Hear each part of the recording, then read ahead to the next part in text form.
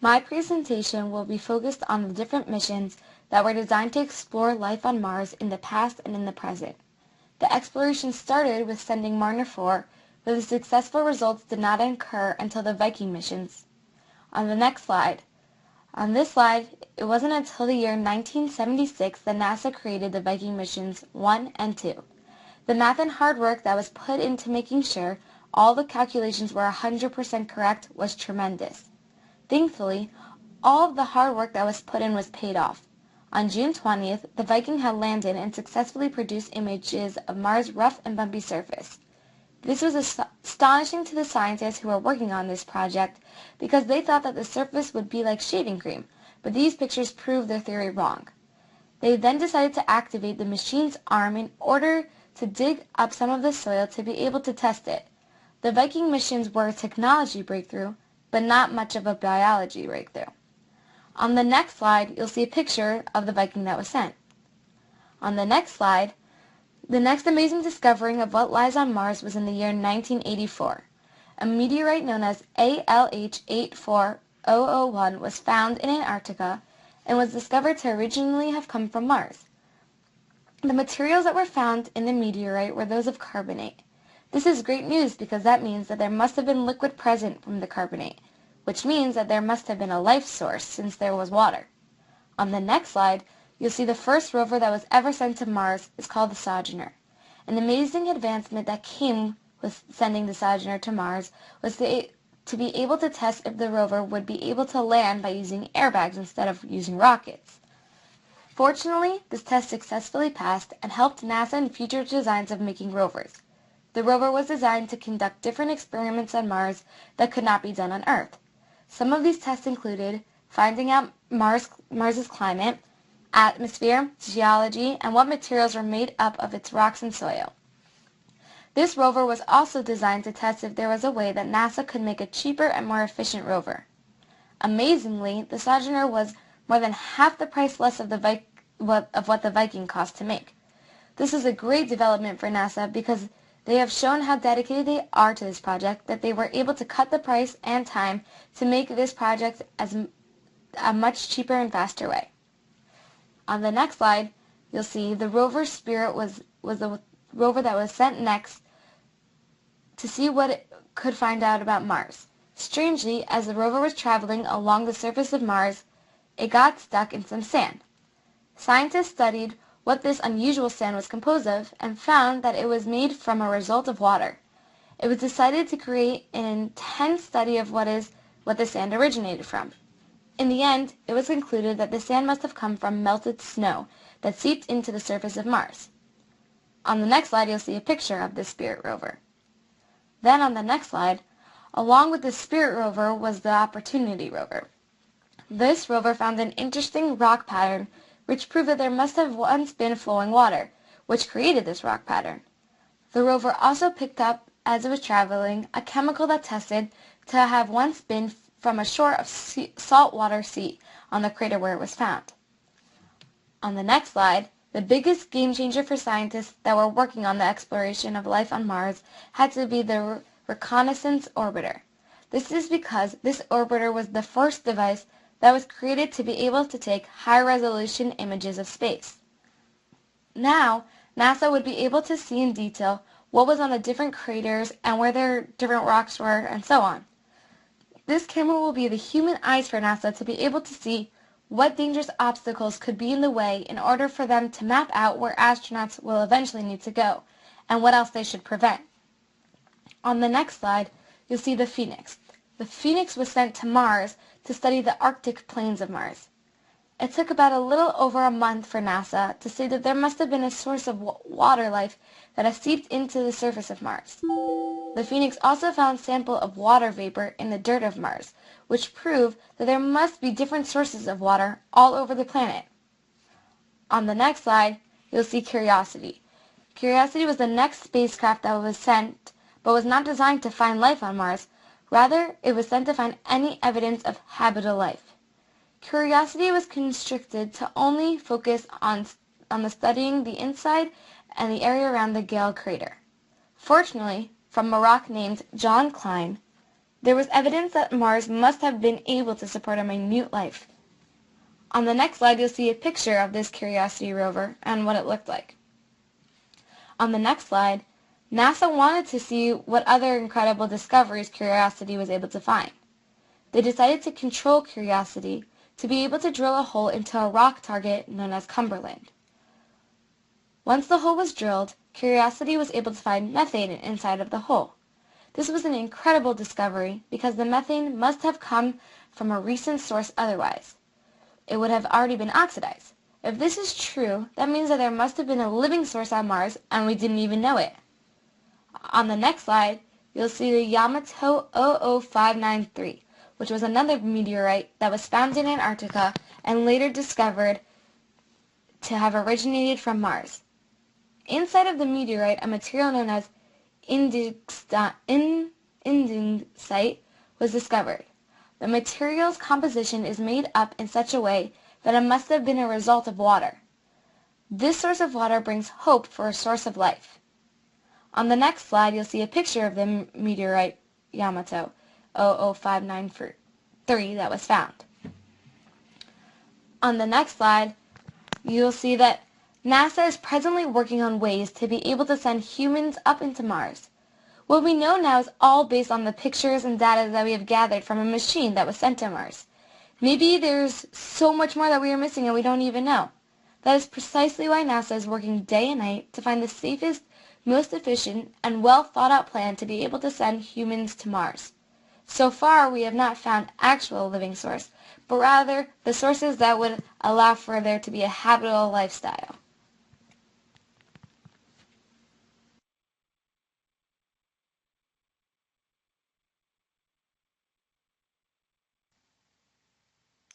The topic I chose to discuss is a mission to Mars, which is a future mission. This mission is with the intent to safely send humans to Mars and return them back safely. NASA is on a journey to Mars with the goal of sending humans to Mars in 2030.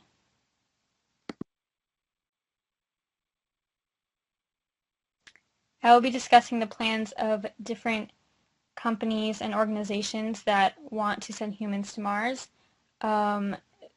And I will also be discussing the issues with sending humans to Mars and the things that need to be planned out and done before the mission actually begins.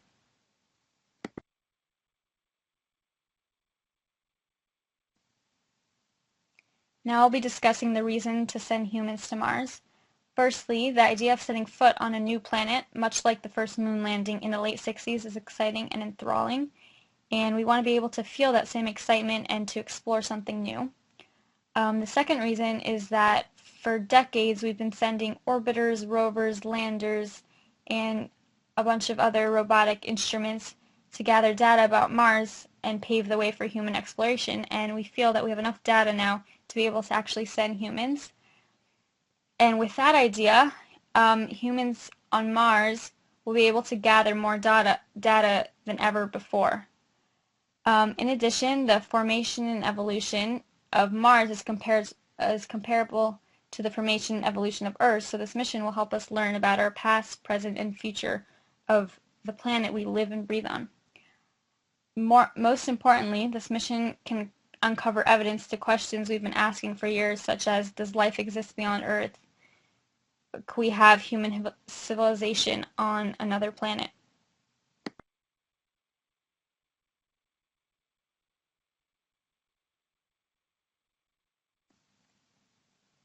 With every mission comes a set of issues that has to be addressed. There are many issues with sending humans to Mars, and this is why we have hesitated so long to actually launch a mission. So the first issue is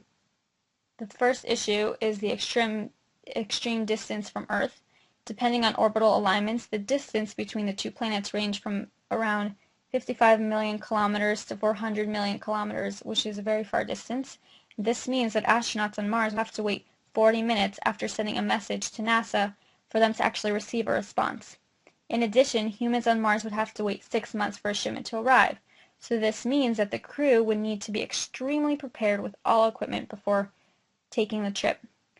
Another issue is the isolation and the cramped living environments. a majority of the time of space in space will be spent in an enclosed spacecraft, and even when stepping outside, astronauts will be confined to their spacesuits. In the space shuttle and in their space suits, the crew will have to breathe recycled air and operating in a small and confined space. The third problem is the effects of gravity on an astronaut. One living in microgravity experiences loss of strength and cardiovascular conditioning as time goes on.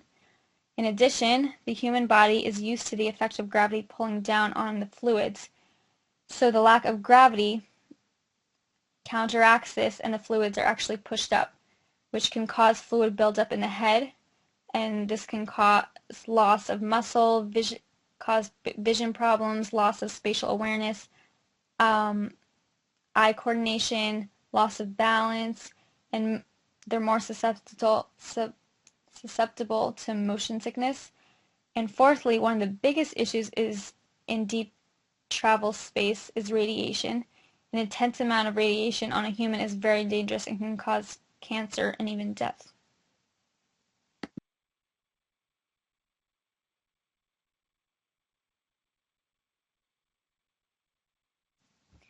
This figure shows the extreme distance between Earth and Mars, which is actually one of the issues of the mission. And this figure shows the shortest distance of 55 kilometers away. The Mars orbit is very large, which can cause the distance between the two planets to reach up to 400 million kilometers.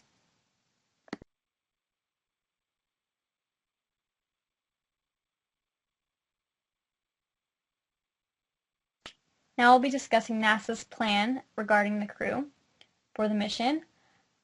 First of all, an astronaut needs space equipment anywhere with lack or little gravity. So in order to survive the lack of air pressure and the cold, humans will need pressurized and heated habitats. Possible crew members will have to go through all kinds of tests to see who is suitable for the trip. Due to exposed radiation in space, possible crew members will have to be subjected to immense amount of radiation, and the ones who are less affected by it are more likely to go on the trip because they know that radiation doesn't affect them that much. In addition, NASA is nervous about the psychological effects this trip can have.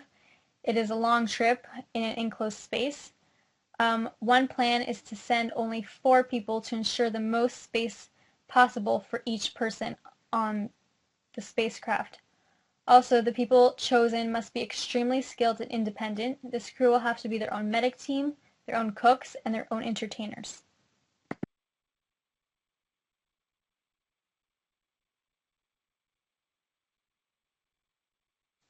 The spacecraft for the mission also has to be suitable for the crew to stay in throughout the journey.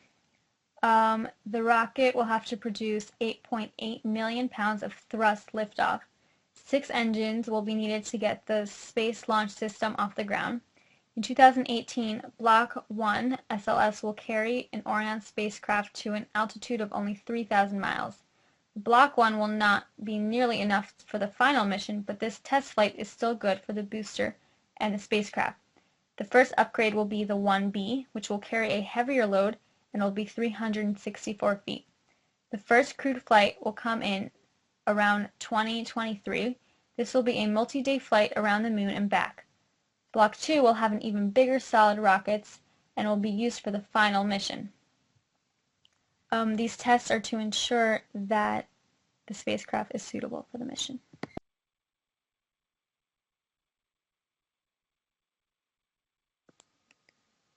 The crew vehicle is called Orion. It resembles Apollo but includes more sophisticated materials, electronic devices, and navigation systems. It's also bigger with a volume of 692 cubic feet. It can fit 6 people, but the Mars mission will send 4. It had one test flight in 2014 when it was launched by a Delta rocket. The launch went well, ending the mission with a splashdown in the Pacific Ocean. Though these machines will be hard to build, a lot of the ideas and parts will come from previous machines, such as the Saturn V. The SLS will rely on a lot of old components and ideas, and they'll grow from a test version to the final version used on the mission.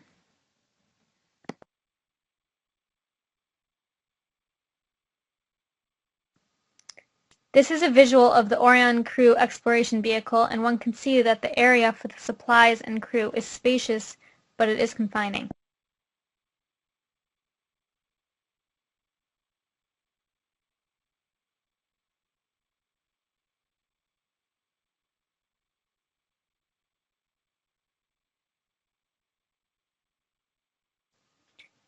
There are many space exploration companies that want to work with NASA to make this journey happen.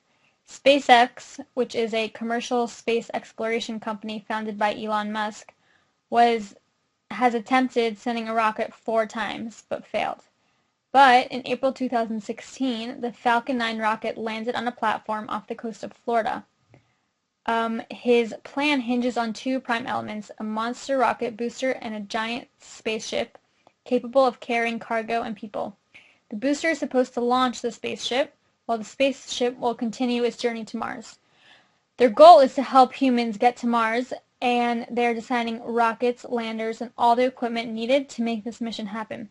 Unlike NASA, part of his plan is to send hundreds of people to Mars and create a civilization there.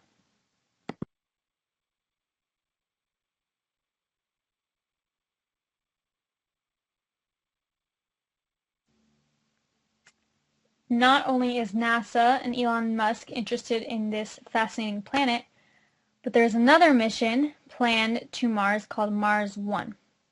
It is a Netherlands-based non-profit, and it has pushed its first human launch to Mars in 2026. They wanted to send a robotic precursor mission in 2018, but there will be a delay due to lack of investment funding and complications with the contracts.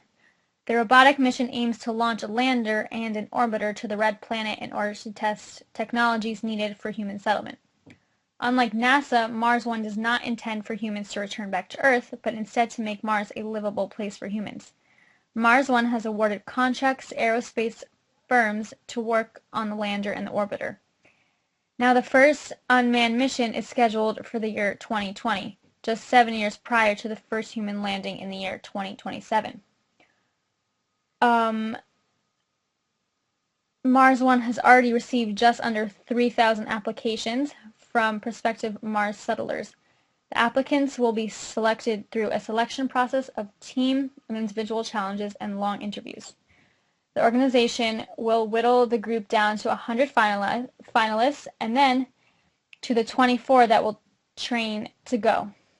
In addition, Mars 1 aims to launch a group of 4 people every 2 years beginning in 2026. The Mars 1 plan may be feasible, but there are also a lot of issues with the plan. First of all, their budget is too low to make the mission happen. Second, we do not have enough technology to be sending humans so soon or to be sustaining humans on Mars for the rest of their lives. And last, there is no way to know in advance how long a human can stay alive on Mars, and with no return ticket, this can become an ethical issue.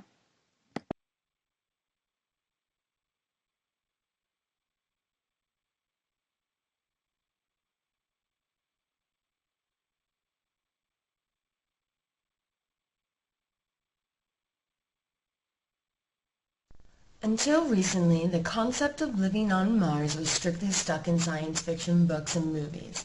Some organizations say that we should colonize Mars in an effort to save the human race, like Elon Musk, founder of SpaceX. Other people just desire humans to become an intergalactic species that can survive and thrive on multiple planets. To properly colonize Mars, we must come up with a feasible way to terraform the dusty Mars surface, manage how people will travel there, and figure out how to build a colony on a distant planet. The logistics are tough, and history teaches us that it is possible to run into situations never even imagined. So how do we prepare for everything, including the unknown? That is a question to answer. Elon Musk, the owner of SpaceX, has a primary goal of his company to complete multiple trips to Mars and build a fully functioning colony. Musk hopes to have raised enough money to begin his trips to Mars in 2018. Recently, Musk released some more of his detailed plans to further colonize humans on Mars. SpaceX Interplanetary Transport System combines the most powerful rocket ever built with a spaceship designed to carry minimum 100 people to the Martian planet per flight. The ITS is a reusable rocket that will ferry humans and building materials to Mars on a regular basis. It will be 400 feet tall and feature 42 Raptor engines, which will make it the largest spaceflight system ever built. Musk plans to make these trips to Mars when the distance between Earth and Mars is the shortest, every 26 months.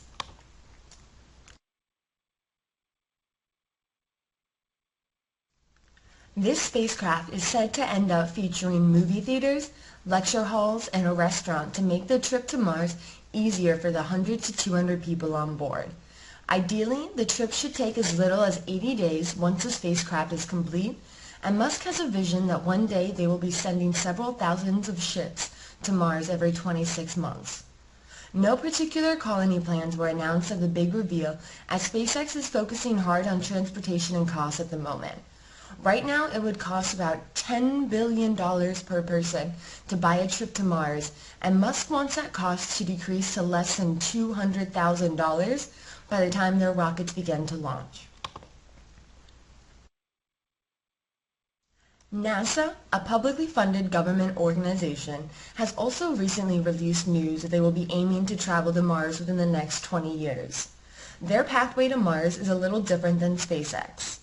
To try out central equipment that will be necessary for a Mars mission, NASA will begin by orbiting the Moon and capturing an asteroid, taking samples and returning to Earth to study the collections, testing out the solar electric propulsion, which is what NASA will need to send cargo as part of the human missions, in addition to working with their new systems and capabilities, can only be improved from actual use, which is why the test mission is so critical.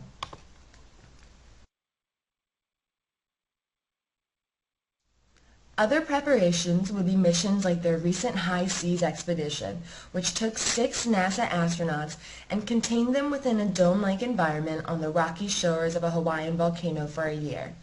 The point of this experiment was to mimic Mars-like circumstances and see how people fared living in close-knit conditions, working with exactly the amount of items they brought into the dome on the first day. The astronauts had to wear full spacesuits whenever they ventured outside their dome, and NASA simulated a Martian-like 20-minute delay in email communications between researchers on Mars and the ones back at NASA. The last main group looking to send humans over to the Red Planet calls themselves Mars One, and they are privately funded by investors and open to public donations. They created their business in 2011 and selected their crew in 2013, with a launch date to Mars estimated in 2020.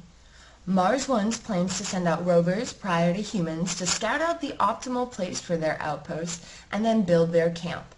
The group has outlined a lot of technology they plan to use over on Mars, such as life support units, which generate energy, water, and breathable air for the settlement, supply units to carry food and tools, rovers, Mars suits, and living units that are outfitted with deployable inflatable habitats. Currently, Mars One is about to start the process of intensively training their selected crew in 2017.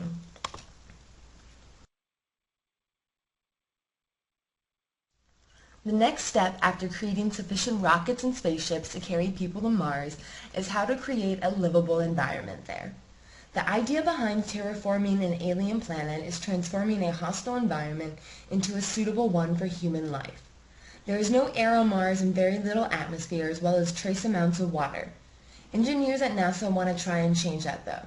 They want to release greenhouse gases on Mars like chlorofluorocarbons into the atmosphere, which would trap the heat from the sun and raise the surface temperature on Mars by an average of 4 degrees Celsius. Part of this plan is to create several factories on Mars that would derive chlorofluorocarbons from the air and soil. The principal goal of this option to terraform Mars would be to increase the temperature on the alien planet via greenhouse gases. In doing so, the polar ice caps of frozen carbon dioxide would begin to vaporize, and that would in turn provide additional greenhouse gases for the new atmosphere, thus furthering the warming effect. Once the polar caps are completely vaporized, the average temperatures on Mars would rise an estimated 70 degrees Celsius. As the caps melt, it would provide water, the first necessity to sustain life. Still, the atmospheric pressures on Mars would be equivalent to that of mountaintops, so oxygen masks would still be required to live there. The final step of this plan would be to plant trees that thrive on carbon dioxide, which would in turn create an oxygen-rich atmosphere after several centuries.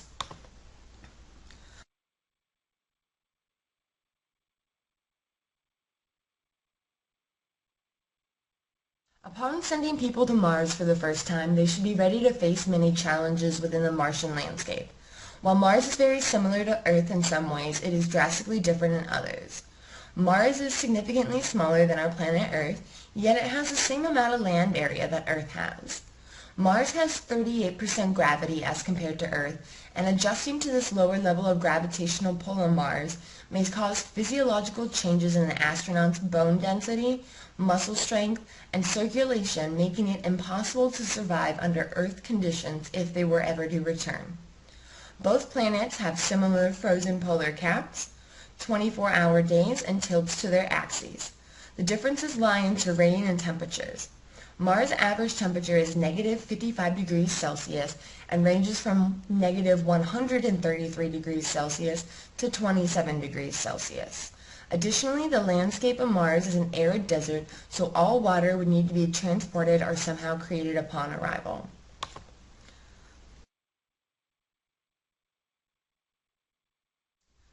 The current atmosphere is composed mostly of carbon dioxide, and Mars is prone to destructive sandstorms that can last for multiple weeks.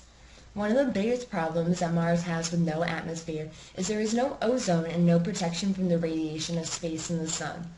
Any building and protective wear must be 100% radiation proof to ensure humans can survive on Mars. Right now, SpaceX and NASA are focusing on the transportation methods for building materials and humans.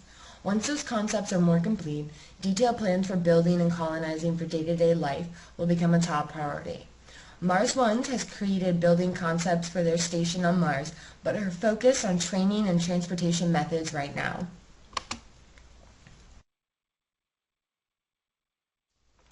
When it gets to the point that humans can freely travel to Mars, there will need to be ethics and guidelines developed on how this Mars civilization will run. The question is, are rules and laws here on Earth the same as they are on Mars? NASA sends only scientists and engineers into space who are highly trained for these jobs, but SpaceX and Mars One plan on sending everyday people. Ideally, there should be a certain amount of training that people go through before leaving Earth.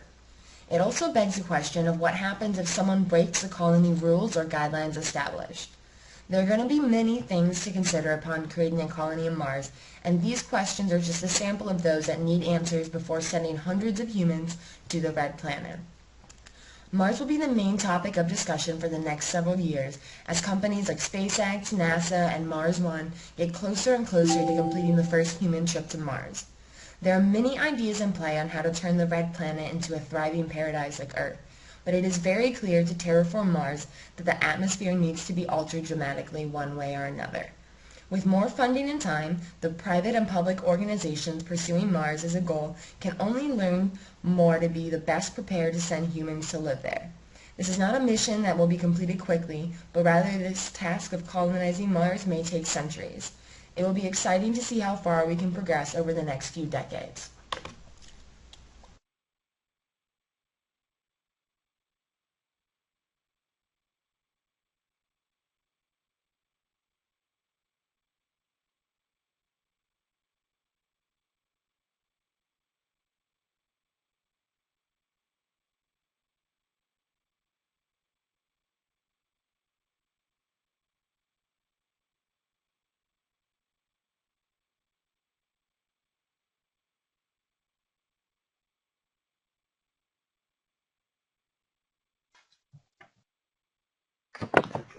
It could be said that human interplanetary travel has been in the making ever since humans first looked up at the stars with awe and wonder.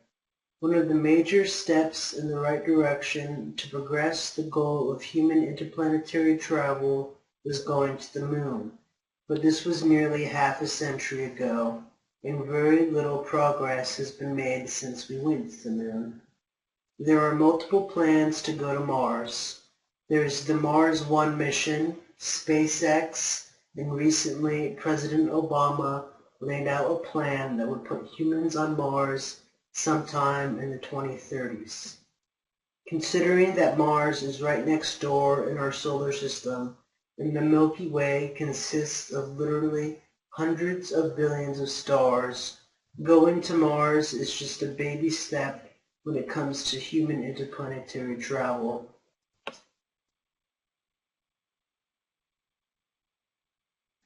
The reason human interplanetary travel has been so slow to develop is because we lack technology that could travel fast enough to make any significant journey outside of our solar system in a reasonable amount of time.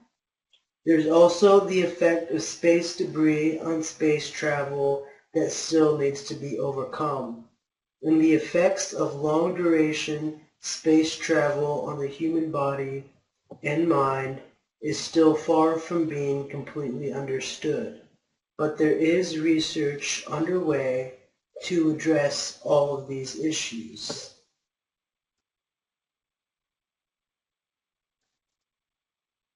The issue of not having the necessary spacecraft to make interplanetary travel a reality is probably the biggest hindrance to humans exploring the cosmos. With current space shuttle technology traveling at 17,600 miles per hour, it would take approximately 165,000 years to reach the closest star system to us, which is Alpha Centauri. Alpha Centauri is 4.3 light years away, which is about 25 trillion miles away from Earth. The New Horizons spacecraft that was used to get to Pluto took 9.5 years to get there, traveling at approximately 36,373 miles per hour.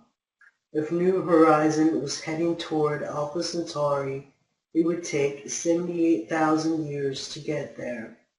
78,000 years is a lot less time than 165,000 years, but it still doesn't come close to being fast enough to make traveling to the Alpha Centauri star system a reality.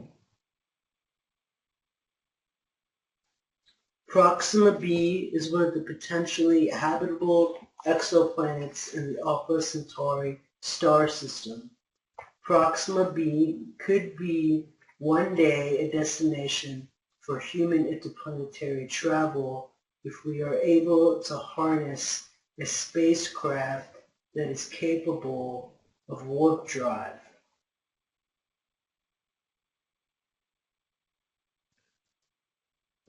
This possibility is being researched, and it would revolutionize interplanetary space travel for humans. The concept is called Alcubierre warp drive. According to a Mexican physicist whose ideas contributed to the concept of Alcubierre warp drive, Miguel Alcubierre said the following: "Warp drive stretches space-time in a wave, causing the fabric of space ahead of a spacecraft to contract and the space behind it to expand. The ship can ride the wave to accelerate to high speeds and time travel. Theoretically, when the spacecraft rides the space-time wave, it propels the spacecraft faster than the speed of light. Warp drive accomplishes this faster than the speed of light travel by contracting the space in front of it and expanding the space behind it. If warp drive becomes a reality, it would reduce travel time to Alpha Centauri from tens of thousands of years to merely days." Warp drive has been widely used in science fiction stories such as Star Wars and Star Trek, but there is still a lot of research and development that has to take place before warp drive becomes a reality. This is an artist's rendition of what a spacecraft with warp drive might look like.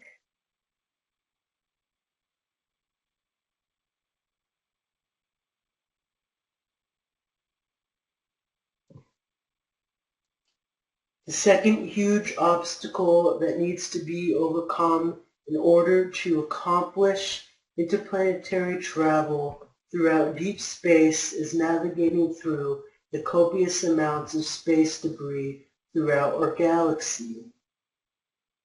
The Department of Defense collects data and keeps track of objects that are larger than a softball in Earth's orbit. Having this data is important for our current space missions in Earth's orbit, but it doesn't help with the issue of space debris when it comes to interplanetary travel. NASA has a set of guidelines that it follows concerning maneuvering space debris. If there is a probability greater than 1 in 100,000 that there could be a collision with space debris, the measures are put into place to maneuver around the debris. Perhaps NASA could somehow develop this system on a larger scale for interplanetary travel.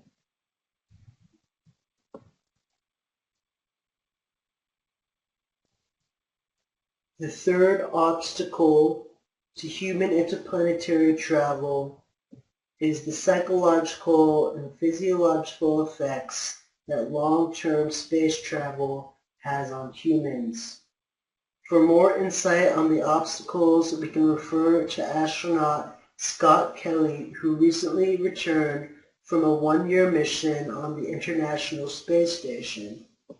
In an interview with Time magazine, Kelly claims, "Exposure to the space environment has permanent effects we simply do not fully understand."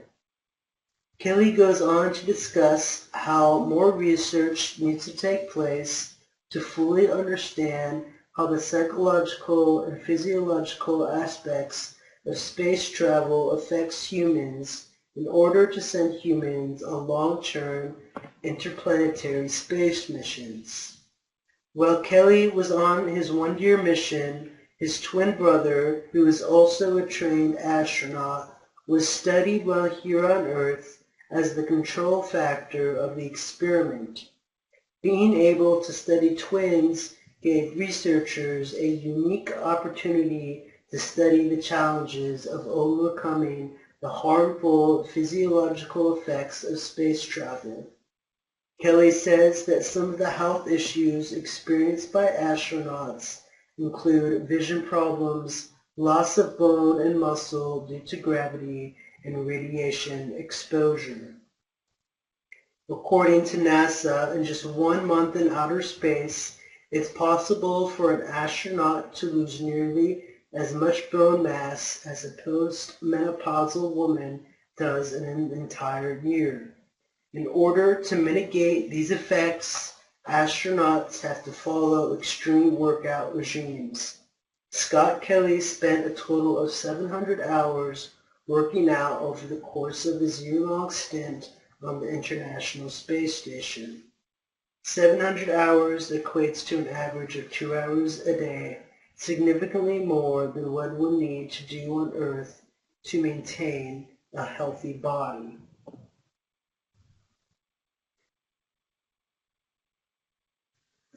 Another concern that astronauts face is the negative health effects that cosmic radiation have on the human body. Overexposure to cosmic radiation can cause a myriad of health problems. Some of these health problems include cancer, altered cognition functioning, and degenerative tissue diseases. This hasn't been a major issue for astronauts aboard the International Space Station because it lies within Earth's protective magnetic field, but cosmic radiation will be a major issue for astronauts traveling to Mars or anywhere further in our galaxies.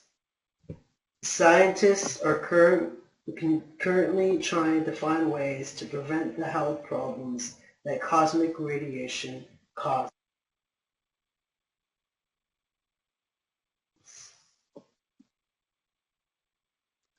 In order to better understand the psychological and physiological effects of long-term isolation and confinement, NASA has conducted experiments of astronauts aboard the International Space Station.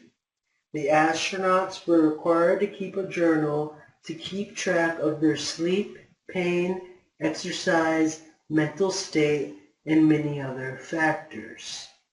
NASA collected information on the astronauts before, during, and after the experiment. The researchers were trying to better understand the behavioral issues of long-term space travel. There were two phases involved in the journal experiments. The majority of the journal entries were related to work and outside communication, but there are also many entries concerning sleep, exercise, and medical concerns. One issue that multiple astronauts brought up in their journals was the requirement to connect with social media on a regular basis.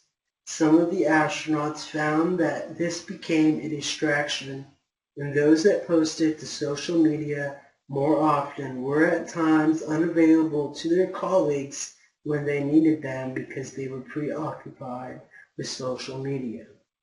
Another complaint was that those posted to social media more often were perceived to be contributing the most to the mission, but they were the ones that were actually contributing less.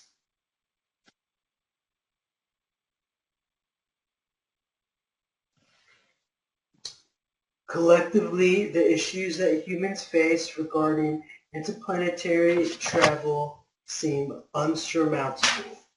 But when different people and organizations take on separate issues, the challenges seem less intimidating. Inventing a spacecraft that can travel at warp speed seems the most critical step forward that needs to be made if interplanetary travel is to become reality. Issues concerning space debris and the impact of long-term space travel has on humans seem to be getting better understood as research continues to be conducted. Through the collective effort of space agencies, governments around the world, billionaires, scientists, and engineers, it's a safe bet that humans will one day become interplanetary travelers.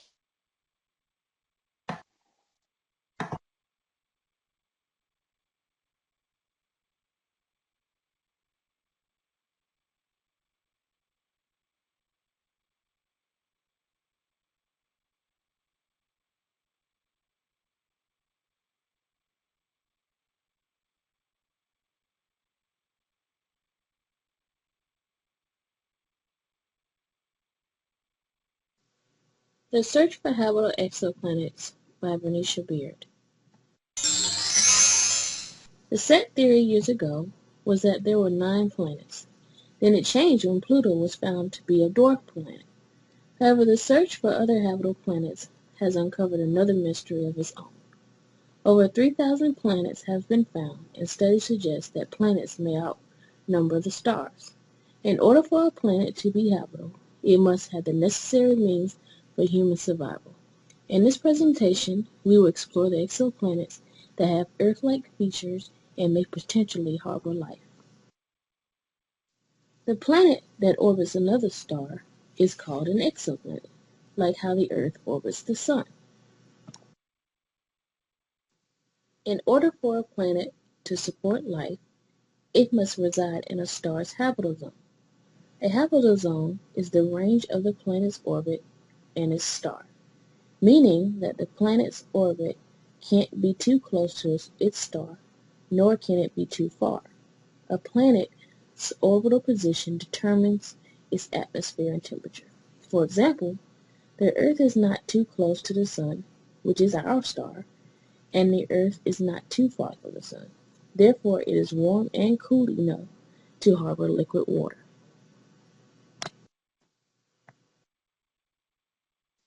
Most of the 3,000 planets found was discovered by the Kepler Space Telescope. Kepler Space Telescope is pointed towards a region in our galaxy in the constellation of Cygnus. Most of the planets that the telescope has found has been located in that area. Although the Kepler has discovered a lot, it still wasn't able to gather data from the atmosphere nor take photographs. This is a diagram of Kepler's orbit around the Sun. Kepler's orbit is represented by the green line, and Earth's orbit is represented by the black. It orbits in an orbital direction that is counterclockwise. Its launch was on March 5th during the vernal equinox. The planets under the Kepler planet system are planets with habitable potential in the future. Some have stars that deliver a massive amount of energy like G stars, and some planets have weak stars like M stars. These planets are tidally locked, meaning that one side of the planet is facing the star and one side is not. Therefore, one side is really hot and the other is really cold. The planets we'll be focusing on are Kepler 52b, which orbits a G star, and Kepler 62f, which orbits a K star. Kepler 62f is a super-Earth exoplanet that was discovered in 2013. It is approximately 1,200 light-years from Earth and about 1.4 times larger than Earth. It orbits the red dwarf star Kepler 62. It completes its orbit every 267 days, and its orbit is about the same distance as Venus is our own Sun. Scientists believe that it may harbor water because of its location in the habitable zone of its star. However, this theory can't be tested until a telescope like the James Webb Telescope is able to study its atmosphere. Kepler 452b is another super-Earth exoplanet.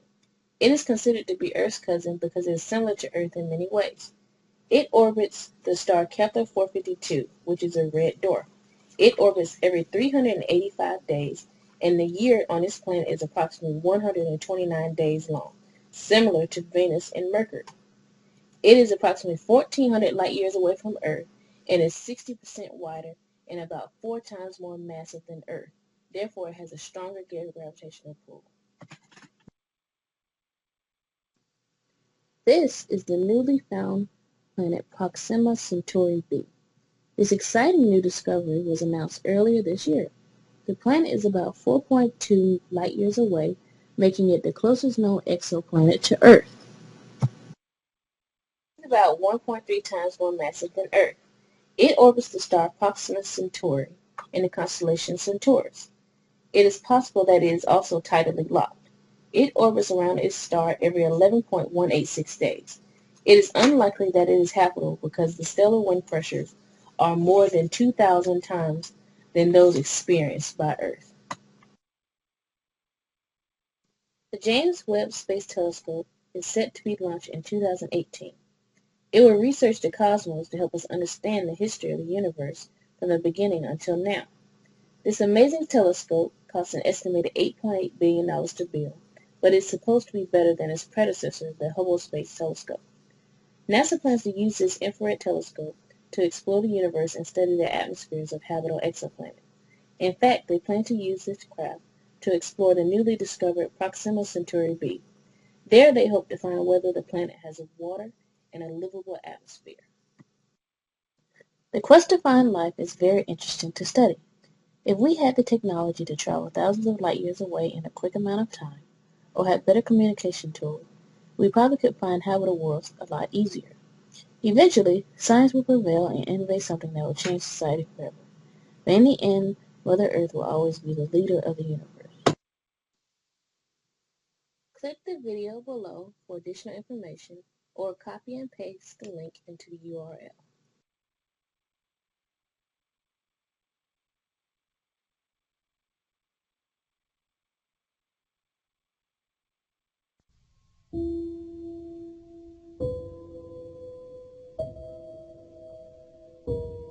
The search for extraterrestrial intelligence and the estimated chances of its existence.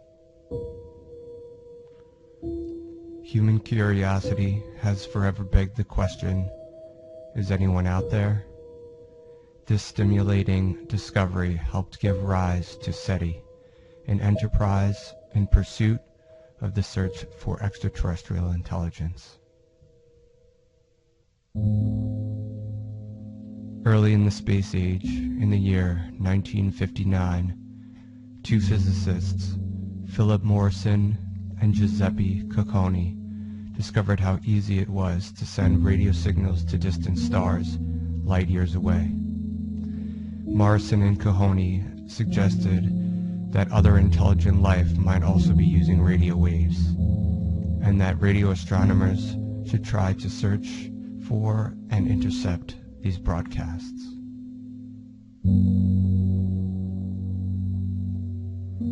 An astronomer named Frank Drake unknowingly developed an experiment much like Morrison and Cocconi's.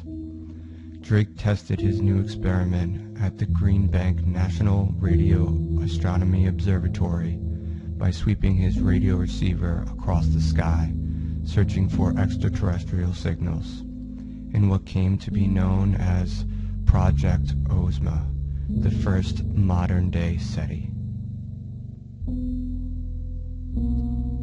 Not long after Project Ozma, Drake developed a formula named the Drake equation. This formula devised a way to estimate the possible number of alien civilizations. The formula possesses 7 factors and their best given estimates. These factors and their estimates are as follows. The rate of formation of stars suitable for the development of intelligent life, approximately 10 stars per year, multiplied by the fraction of those stars with planetary systems, estimated as 0.5, multiplied by the number of planets per solar system with an environment suitable for life, estimated as 2, multiplied by the fraction of suitable planets on which life actually appears, 1, multiplied by the fraction of life-bearing planets on which intelligent life emerges, estimated as 0.5, multiplied by the fraction of civilizations that develop a technology that releases detectable signs of their existence into space, 1, multiplied by the length of time such civilizations release detectable signals into space, a conservative 10,000 years. Inputting this information into the equation, Drake and his fellow scientists concluded that there was approximately 50,000 civilizations in the Milky Way galaxy. The SETI enterprise has been fueled by its pioneers and by hundreds of people and organizations in the field that have helped it grow. More than 98 SETI projects from around the world have been formed, but not all are still in existence today. As long as people are passionate about finding other intelligent life in the universe, there are no signs of SETI slowing down. The search for ET is a daunting task, no matter how many SETI organizations are scanning the skies around the world. One of the first searches of a nearby star system was done by the SETI Institute, named Project Phoenix. This project observed 100 days over the course of 5 years and used both the 64-meter Parkes radio telescope and the 305-meter disk at the Arecibo Observatory.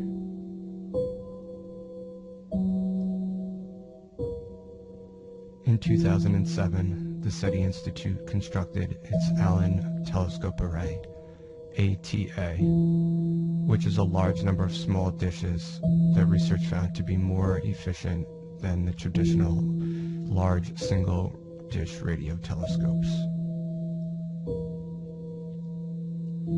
In addition, another new technology has been developed named Optical Search for Extraterrestrial Intelligence, or OSETI. This new technology searches for pulses of laser light, unlike radio telescopes that detect microwaves. Although this new technology is exciting, mankind has yet to intercept a bona fide alien civilization's signal. There have been a few interesting signals detected since the search for extraterrestrial intelligence began. One of the most famous signals was detected in 1977. Astronomer Jerry Eman, researcher at the Big Ear Radio Observatory, was sifting through printed data brought in by their telescope, a process that was done by hand in those days. When he came across a baffling alphanumerical sequence, he circled the data and wrote "Wow" in the margin. This unusual sequence, 6EQUJ5, which had come from the direction of the Sagittarius constellation, came to be known as the WOW signal.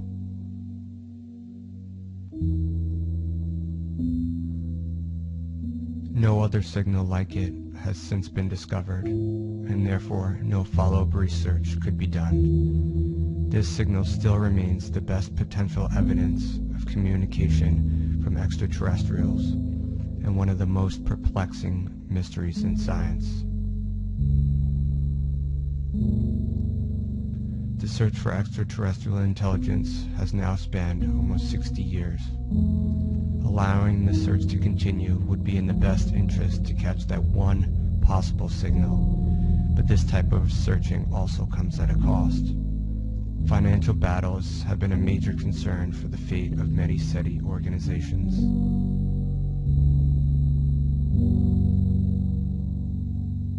However, to the surprise and relief of the SETI community, in 2015, Russian entrepreneur and investor Yuri Milner launched Breakthrough Listen. This initiative will commit a total of $100 million over the course of 10 years to fund a global collaboration of individuals, institutions, and corporations within the SETI enterprise.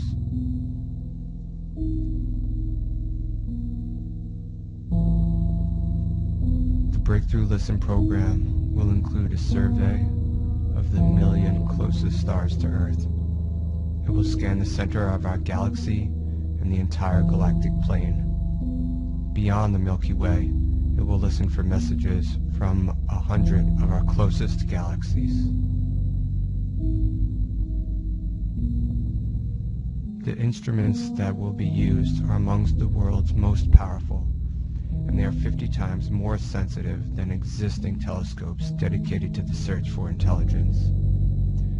Breakthrough Listen will also carry out the deepest and broadest ever search for optical laser transmissions. These spectroscopic searches are 1,000 times more effective at finding laser signals than ordinary visible light surveys. Breakthrough Listen is the largest ever scientific research program dedicated to the search for extraterrestrial intelligence in history.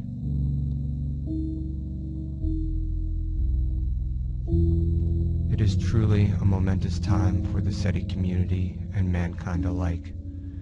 The amount of passion that has been put into the search for extraterrestrial intelligence is unprecedented, all to simply to answer the question of, are we alone? It has been just over a century for SETI, and with many ups and downs, it seems as though today we are in the midst of the best years for this extraordinary enterprise. As expressed by Mahoney and Morrison in 1959, at the beginning of this remarkable journey, the probability of success is difficult to estimate, but if we never search, the chance for success is zero.